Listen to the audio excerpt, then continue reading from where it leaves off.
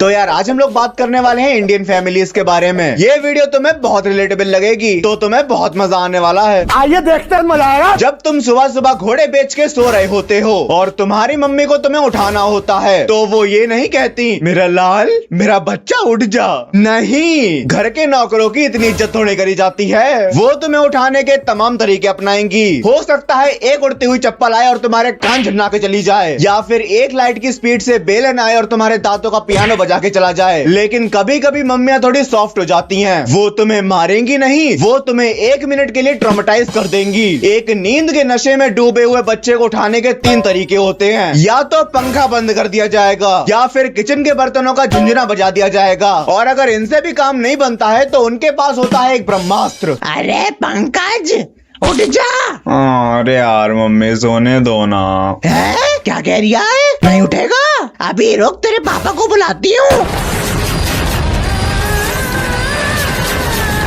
Well अगर मैं अपना बताऊं तो जब मैं 3rd क्लास में था तो मम्मी मुझसे कहती थी कि बेटा उठ जा और जाके पापा के फोन में सबवे सफर खेल ले। फिर क्या, मैं अच्छे बच्चों की तरह उठ जाता था। उस वक्त लगता था कि यार मम्मी तो कितनी अच्छी हैं, मुझे तो गेम खेलने दे रही हैं, लेकिन ये तो षड्यंत्र है, षड्यंत्र। जब गेम खेलने जाता था तो पापा का फोन डाउन हो जाता था। मोए मोए तो मेरे साथ बचपन में ही हो गया था। वेल अब आते हैं हमारे घर के पापा। वो पूरे घर के पापा होते हैं। वो इंसान के पास सबसे ज्यादा पावर होती है। अगर उन्होंने कोई बात कह दी तो कह दी, तुम्हें माननी पड़ेगी। फर्क नहीं पड़ता कि घर में तुम्हारी कुटाई कौन करता है, मम्मी करती हैं या दीदी करती हैं। खौफ तो सिर्फ पापा का ही होता है। और बाई चांस किसी दिन वो खाली बैठे हैं या फिर फ्री हैं, तो दुनिया भर की सारी क्रिएटिविटी उसी दिन बाहर आ जाती है। पंखा खराब हो गया है तो सही करने बैठ जाएंगे, और बच्चा खराब हो गया है तो कूटने बैठ जाएंगे। और ऐसे ही वक्त पे एक चीज है जो कभी नहीं मिलती, वो है घर में पेचकस। तुम पेचकस ढूंढने जाओगे, लेकिन पेचकस की जगह पे 4 खोई हुई चीजें और मिल जाएंगी, लेकिन पेचकस नहीं मिलेगा। और इन चीजों के खोने में तुम्हारी गलती नहीं होती, वो अपने आप ही खो जाती हैं। इन्हें मजा आता है वो शांति से बैठे हुए पापा को घर में तबाही मचाते हुए देखने में। नाखून काटने होंगे तो नेल कटर नहीं मिलेगा, पंखा सही करना होगा तो पेचकस नहीं मिलेगा, टीवी देखनी होगी तो रिमोट नहीं मिलेगा, बच्चे को कूटना होगा तो डंडा नहीं मिलेगा। और ऐसे मोमेंट पे किसी की डांट नहीं पड़ती, पूरे घर में तूफान आ जाता है। अब आती है घर में दीदी। ये तो तुम्हें पता ही होगा, वो तुम्हें भाई से ज्यादा नौकर समझती हैं। कभी चॉकलेट लेके आओ, कभी समोसे लेके आओ, कभी चाय बनाओ तो कभी मैगी बनाओ। और अगर गलती से भी तुमने उन्हें मना करने की गुस्ताखी कर दी तो उनके पास भी वही ब्रह्मास्त्र होता है जो तुम्हारी मम्मी के पास होता है कि पापा को बुला दूंगी। और अगर कभी तुम्हारी और तुम्हारी बहन की लड़ाई हो जाती है तो तुम्हारे पास क्या हथियार होता है? एक तकिया और बिस्तर पे पड़ी हुई टी-शर्ट, बस। लेकिन वहीं तुम्हारी बहन के पास क्या क्या हथियार होता है? काटने के लिए दांत, नोचने के लिए नाखून, खींचने के लिए बाल और कूटने के लिए पापा। सारे हथियार उनकी मुट्ठी में होते हैं और ना चाहते हुए भी तुम्हें पिटना ही पड़ेगा। तुम्हारे पास कोई ऑप्शन नहीं है। लेकिन वहीं अगर तुम्हारी कमाने वाली दीदी हैं तो फिर तो मजे ही मजे, पूरी ऐश तुम्हारी है। जब पापा से पैसे मांगने की दम नहीं होती तब दीदी सामने आती हैं। और बहनों का एक डायलॉग होता है जो वो हमेशा इस्तेमाल करती हैं। जब तुम छोटे होते हो तो तुम्हें कूट कूट के एहसास दिलाया जाता है कि तुम घर की असली औलाद नहीं हो, तुम्हें कचरे के डिब्बे से उठा के लाया गया है, इसलिए घर में तुम्हारी कोई इज्जत नहीं है। अब आता है तुम्हारा भाई। वो भाई नहीं होता, घर में टॉर्नेडो होता है। जॉन सीना और ब्रॉक लेसनर के सारे मूव्स वो तुम पे ट्राई करता है। उस बंदे का काम होता है तुम्हें जिंदगी में चैन से ना बैठने देना। कभी कभी तो लगता है कि वो पैदा ही इसलिए हुआ है ताकि वो तुम्हारी जिंदगी में तबाही मचा सके। और मम्मी के कहने पे वो सीआईडी की छोटी औलाद भी बन जाता है। वो तुम पे पूरी नजर रखेगा, वो सब पता लगाएगा